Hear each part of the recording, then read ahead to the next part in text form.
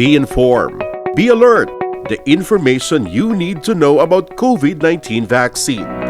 Right here, right now, on THEVAX.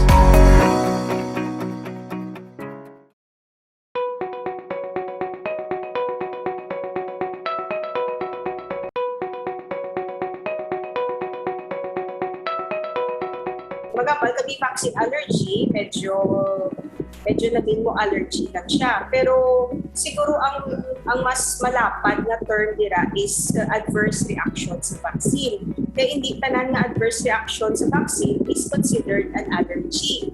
Ang common na reaction is tinatawag na mong reactogenic. Ang reactogenic, do amo ni ang inflammatory reaction.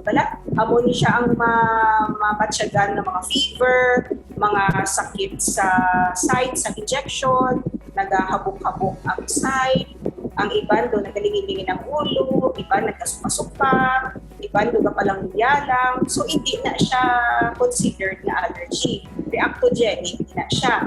Ang allergy na ginatawag, amo ni siya ang mga alaw, amo ni ang kung may asthma ka, dinubundihan ka maginhawa, amo to nagalilupot, isang dupin mo ang dughan, feeling mo dupin ang buga ka. So, lain man sila nga duha.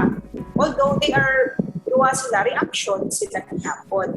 Amo na importante nga may ma-assess study na health professional para matanaw din kung ano siya klase nga reaction kag mahatagan sang nagakaigo mapapagudong. Ang ginahatag depende. Example, naglagnat siya, so pwede mahatagan paracetamol. Is akon nagapala ng kit-kit, pwede kahatag mga pain reliever, tawag na doon symptomatic, wala na treatment.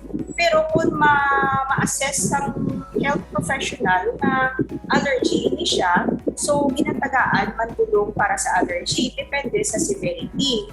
So kung mild pa lang siya, mga alaw-alaw, pwede kita kahatag antihistamines, pero kung severe na to, ang ginahambal ta kailangan anaphylaxis, so dapat na siya magpa-inject sa epinephrine.